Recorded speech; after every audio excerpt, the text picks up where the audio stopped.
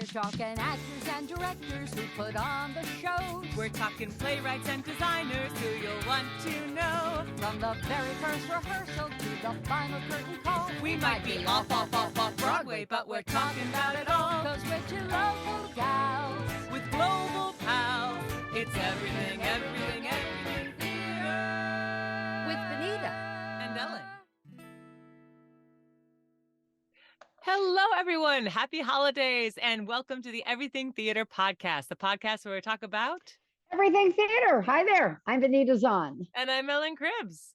And golly, we're at the end of the year. How did this happen? I know, 2024, here we go. And if you've got any question that it really is the end of the year, you always know because we have the dynamic theatrical duo with us. Chris Foster is here. Hello. Hi, Chris.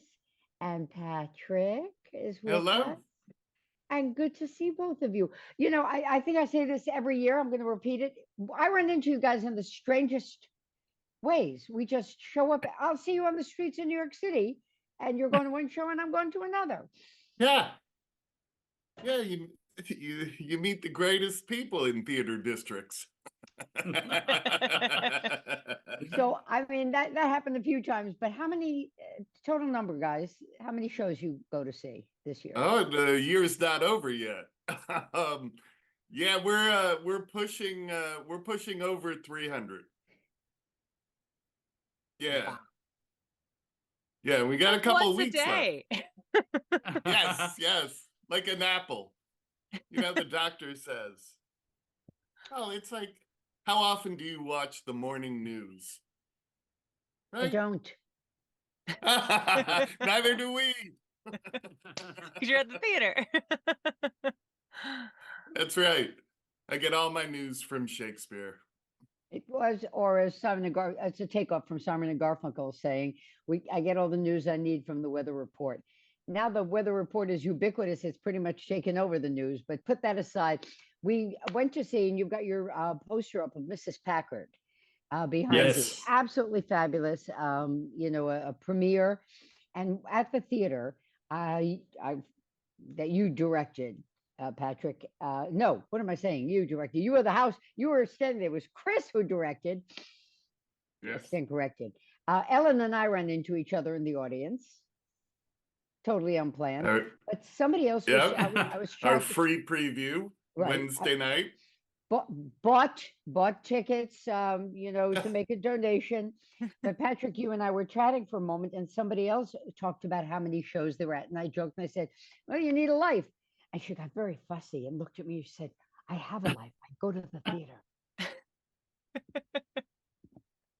That is, I think you guys first. That is the life, is being part of, Yes. creating it, seeing it. Yeah, you know, living the dream. You know, I was thinking that someone asked my favorite Christmas song, and I said, I'll be home for Christmas. And actually, I won't be home for Christmas this year. But, you know, that song sort of like idealizes Christmas. Please have snow, mistletoe, gifts. You know, give me everything that Christmas is bringing me. And I was thinking, well, this year, we're going to be in London seeing theater. And if I was like 11 or 12 years old, dreaming what my adult life could be like, it'd be, oh, Christmas in London, going to see shows. I think that would be it. So it's pretty cool. Which is why our number is not quite coalesced yet. And this is your second London trip this year? Yeah. Oh, guilty. Yeah. Yeah, we went in early January. But yeah. So it was almost last year.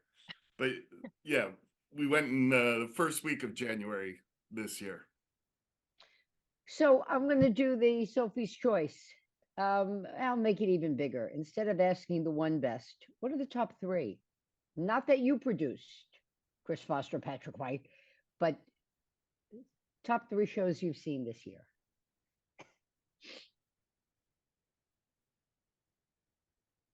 This is really tough. Because, you know, their capital region, you know, we had a trip to London. We went to Stratford. We went the to Shaw the Shaw Festival. Festival. You know, we probably went down to New York City a dozen times. So you got a top Okay, three? let's do local. Would that be Okay. easier? Let's do local and Sure, then sure. anywhere else. What's your favorite local? So I liked Hard Candy and Misdemeanors at Black Theater Troupe. Nice. And then I also thought American Buffalo was quite good. And I also liked Jump. Awesome. Yay. Fantastic. Congratulations, Ellen. You made his top three. That's great. I had not Awesome. heard these. Yeah, that was a great But list. actually, you know, I'm saying that my top three, but there was a lot of local stuff that was great this year. So I found, you know, I find that very difficult to answer that question, quite frankly, because Yeah. I could keep going.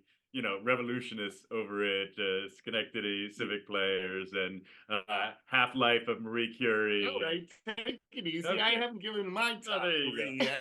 yet. So my top three are actually none of his top three. I would say my top three is Sylvia or the GOAT or Who is Sylvia at Schenectady Civic Playhouse. The End of the Rainbow with Janine Tramboli at Curtain Call. And yeah, I'd go with Half-Life of Marie Curie. Oh.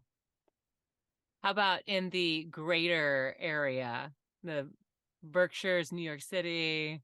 Oh yeah. Well, Well, A New Brain over at Barrington Stage was quite grand.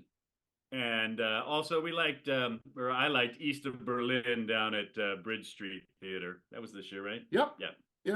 Yep. Barrington had a fantastic season. The first one with their new artistic director, Alan Paul. Another Bridge Street production. I loved Lee Strimbeck in Glass Menagerie. That's true. At Bridge Street. That was She's meant to play really, that role. oh, Absolutely. she was so good in that. And I loved how sensible she was. It was just a great performance. And she found the humor so easily. She didn't push any of it, and it was right there. And the relationship with Tom, his name is escaping me right now. Ryan Mack, or I'm just guessing. um, New York City, we loved, I don't know if it's on your top three, Pearly Victorious with Leslie Odom Jr. And Yaya's African hair braiding was another great show. Yeah. Love Yeah, that. right? Yeah. Right? Hysterical comedy that hit you in the gut in the end. And, you know, it was just like made you care, really wanted these people to succeed, and was like it was a fantastic show.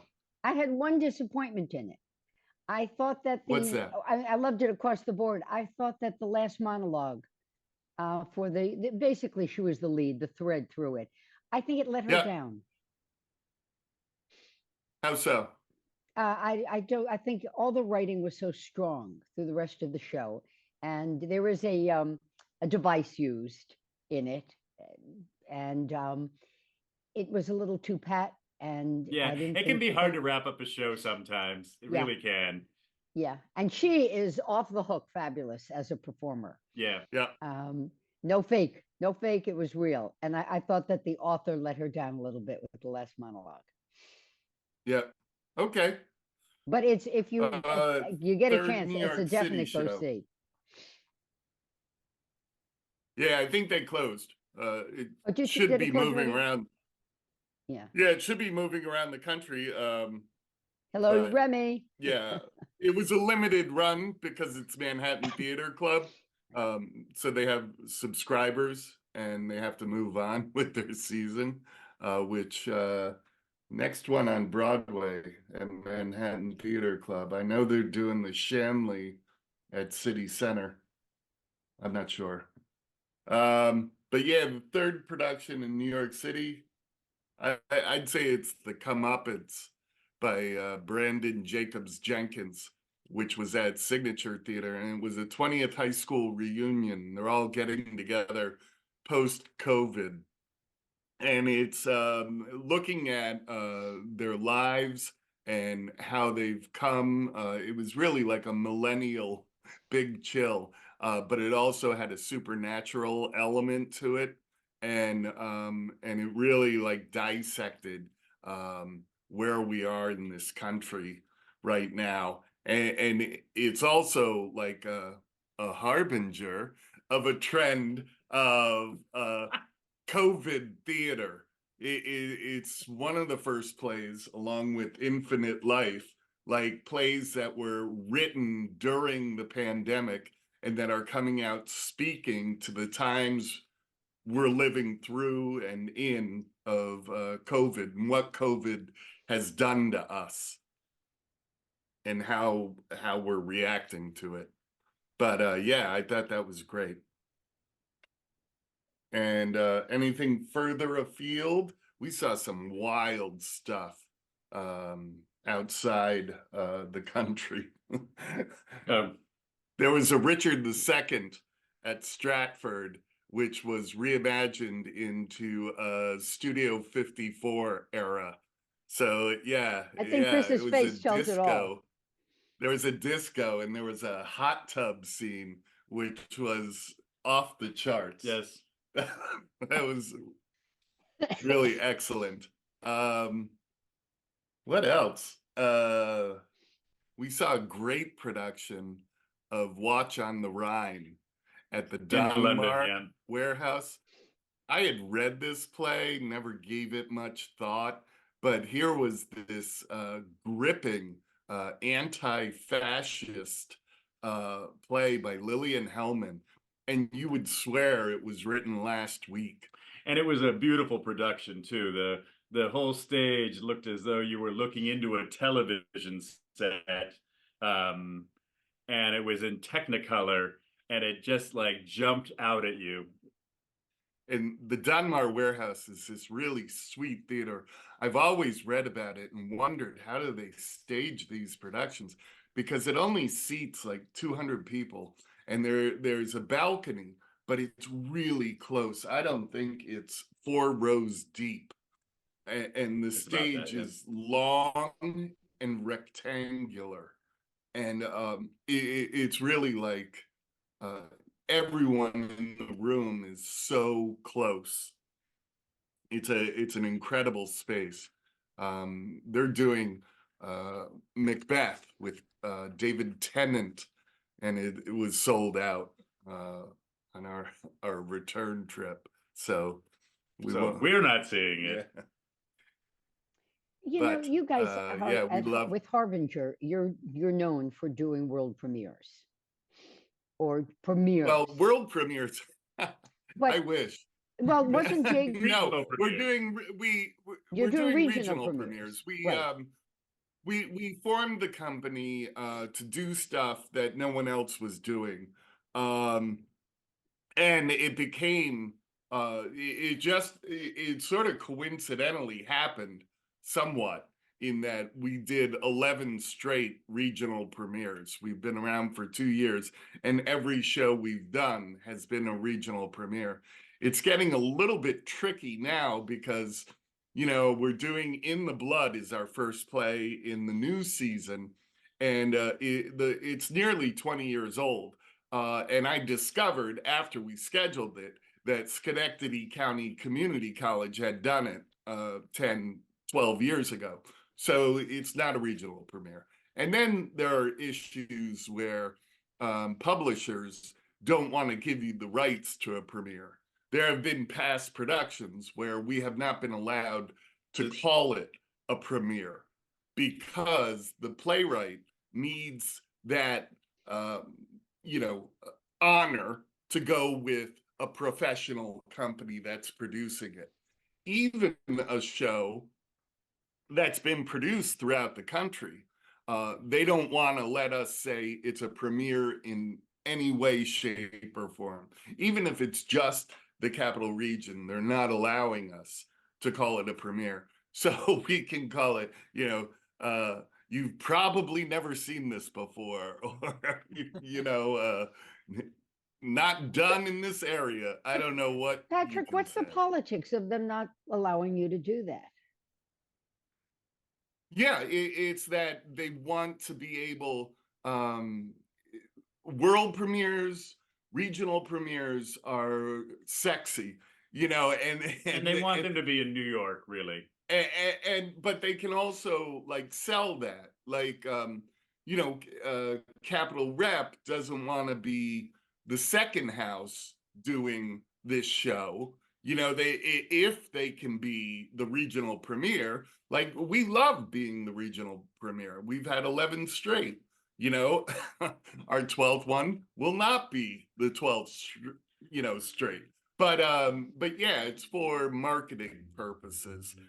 But also, it's not just we want to do premiere. It's if we wanted to represent underrepresented playwrights, we want to do. There's a lot of great stuff out there, and people don't do it just because we've never heard of it before. So consequently, you get your Harvey and Arsenic and Old Lace, and on and on and on. Which are all fine properties, but there's so much great stuff out there. It's a shame to not introduce people to these other plays. But I'll play devil's advocate, and it's something we've Yeah. all talked about, Ellen and I, and even with you, Phyllis, that even before the pandemic, filling houses had become a challenge, and that Sure. for many theaters that now find themselves going for the tried and true because it's comfortable and the audiences know it. So if I'm going to drop my two bits, I want to go where I know what I'm going to get. Yeah, but you know what I want to do? I want to go to the place where I see something great. So, you know, so it's the maybe the quality of the production rather than what the material is. And that's the thing that, and they did it well. They did this play that I've never heard of before, and they did it so well, and that was exciting. I want to do that again.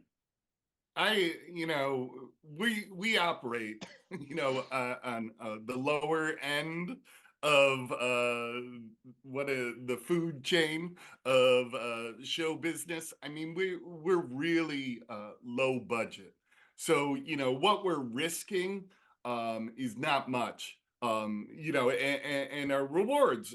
We have a $15 ticket. We don't have payroll.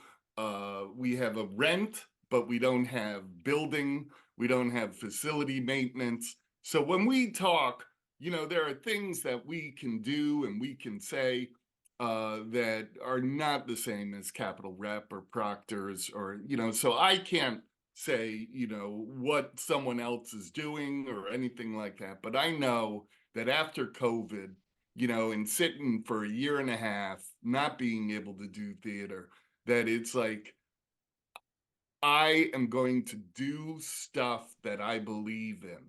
I am going to do stuff that, that I want on my gravestone. I'm not going to do anything that, that it's like, oh, it's okay. So, you'll have, it's nice before lunch or whatever, and that's sort of like, here we are up in Albany, Chris and we've been doing it both, I don't know, 40 years each, and it's like, we want to, we want to do what we want to do, for one thing, and then the other thing is like we read these plays, and I read Mrs. Packer, and it's like, okay, it's not the perfect play, but it's a great story. And once that story kind of seeped into my head, it was like, and nobody knows about this dirty story, and it was like, we have to tell this story. We have to, it's one of those things. And I think once people heard it, what it was about, that also brought people in. They didn't know this play. There were a couple of book clubs that came to see it that had read the book, The Woman They Could Not Silence. Yes, Kate Moore's book. By Kate Moore. But I didn't read any, I did not meet any playgoers who had heard of Mrs. Packard. And that was sort of like the initial impulse after reading the play was like, have you ever heard of this woman? What is this? Is this, we couldn't believe, and it was the same reaction we had, that I felt after Roe v. Wade was overturned. And we all should have seen that coming. We saw it coming. We saw it coming for years. And yet it happened, and we're all like shocked. We're all like, I can't believe that happened. And I kind of felt the same way that, that we have to do these things to stand up and we have to contribute or what's it all for? You also took a big risk, for a company to do an actual world premiere this year too, with Brian Sheldon's show. So can you tell us a little bit about working on that and what it's like to do a brand new play? That was fun. Yes, it was exciting. And I guess part of what made it exciting was Brian Sheldon, the playwright of Custom Cuts, that was the name of the play. He wanted to just step back. He didn't insert himself into the process. He wanted to step up and say, okay, I've written this thing. Now, what do you want? What do you want to make of it? What do you want to do with it? And we had a great new director for us, and a great team of new actors that we hadn't ever used before, and and it was and I'm sure it was thrilling. I'm speaking for him now, and I shouldn't, but thrilling for him to actually see it come to reality. Yeah, and to bring his mother and his sister to it. That's why I just wanted to point out that for those who are listening, our regulars who are not from the capital region, Brian is a local. He is from the 518, and this was autobiographical. So to write this and then see it performed in the hometown. Yeah, right. Yeah, it was thrilling, and Angela Leckie, who has been with us since the start. She's a theater friend who teaches acting at UAlbany. She's been with us from day one. She was a teacher at St. Rose. And when St. Rose closed their theater department, all of a sudden we inherited a bunch of St. Rose theater students, including Aileen. And it was just a great, and she's also an acting advisor for public defenders, which trains public defenders by using like a mock trial. And a couple of the actors from Custom Cuts came from the public defenders program, which I also do. So that was really cool. But yeah, like Chris said, this year we produced Dig, The Mother Effer with the Hat, Custom Cuts, and Mrs. Packard. And with those 4 productions, 30 of the actors were new to Harbinger for the first time. And 2 of the directors, Brian Sheldon and Angela Leckie. Brian directed The Mother Effer, and Angela directed Custom Cuts. I directed Dig, and Chris directed Mrs. Packard. But yeah, it was a great year. Couldn't be happier with all 4 productions. And tell us what's coming up for 2024. Yeah, we're starting the season with In the Blood by Pulitzer winner Suzanne Laurie Parks, and that's directed by T.J. Collins. We're doing it at the St. Rose Theater. That's still on. Then we're doing The Squirrels by Robert Askins, and then we're going to do that at Sand Lake Center for the Arts. And then we're doing a world premiere. U.S. Oh, sorry, U.S. premiere of Maggie May, Francis Poet, and that's at Albany Civic Theater. And then we're closing the season with Into the Breaches by George Brandt, and that will be at the Albany Barn. Yeah, Maggie May, we are doing the United States premiere of that, which is really kind of wild. I think I picked up the script when on our trip to London. I just picked it up in a bookstore, and it's a play set in Yorkshire, but it was a big success in London. It, got all 4-star reviews, and no one's made a bid for it in America yet. And I dealt with the agent, and she said, yeah, so we got it. And Well, listen, you got to ask. The worst that can happen is they say no, and sometimes they say yes. yeah, Exactly. yeah, that's what happened with Teresa Rebeck as well. With Dig. We produced Dig before it appeared off Broadway. We had seen it up in Dorset, and I reached out to Dina Janis, who was artistic director of Dorset, and I was like, how do I get in touch with Teresa Rebeck's agent? And we went through that because it hadn't been published yet. So, after, communication, we got the rights to that. And the only stipulation was that it couldn't be reviewed, right? Right. Right. It couldn't be Guys, you don't have a reviewed. home to the theater. No. No, so anybody listening out there, we got our want- eyes on St. Right. Rose. Yeah.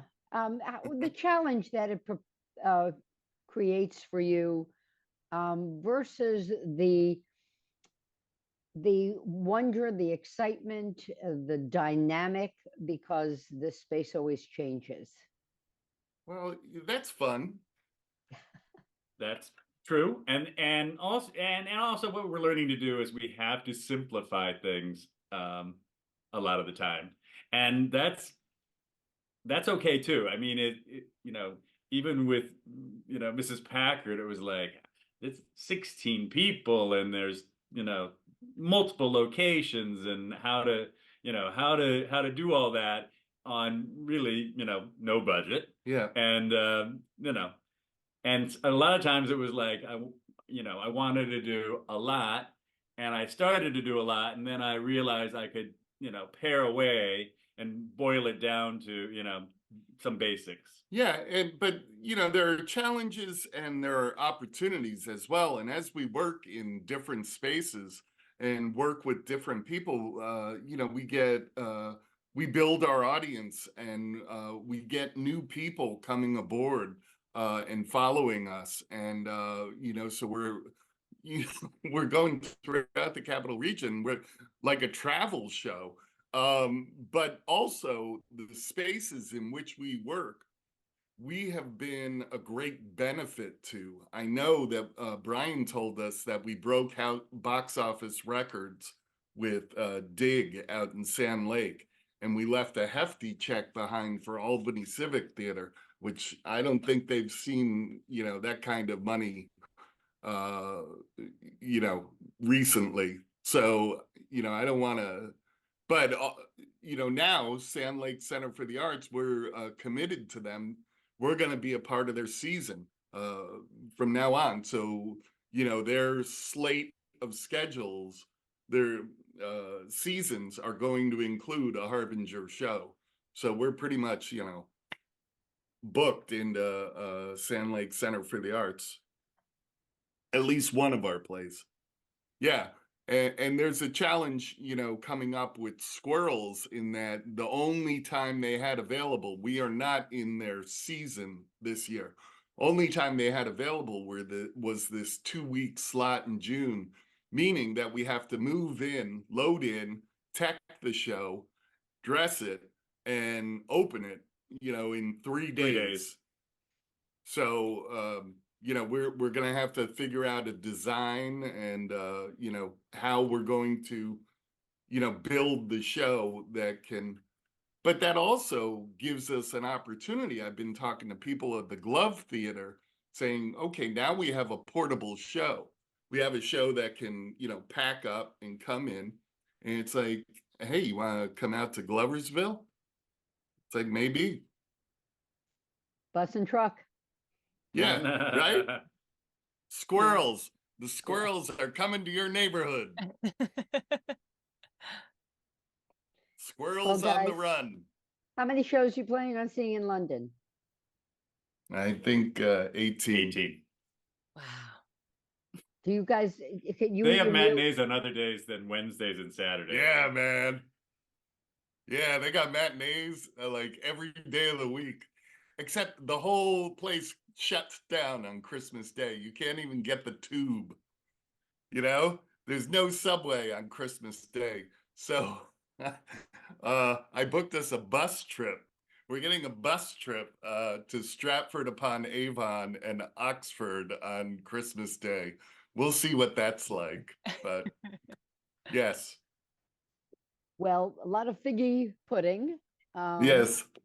Yeah, and scarves and hats, and you're all set. And maybe there'll be some caroling going on, guys. It's always. But we are spending Christmas Eve at the Dickens house. Ooh. Yeah.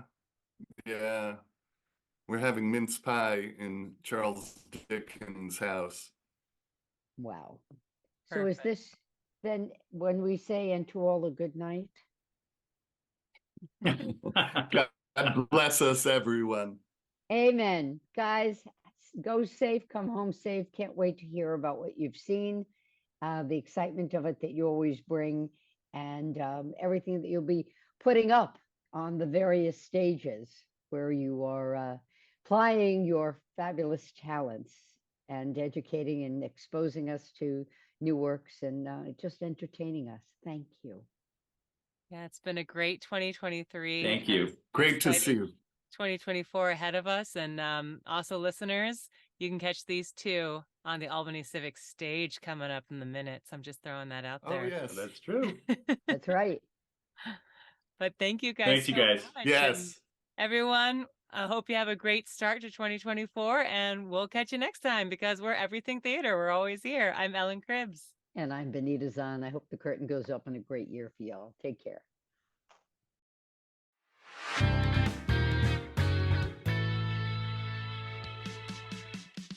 Thank you so much for listening to the Everything Theater podcast. Special thanks goes out to Alice Grinling for our photography and Justin Friello for composing our amazing theme song. Please remember to subscribe to our podcast and follow us on Facebook, Twitter, and Instagram. If you want to share your thoughts or what's going on in your theater community, you can reach out to us on social media or through our email at everythingtheaterpodcast@gmail.com.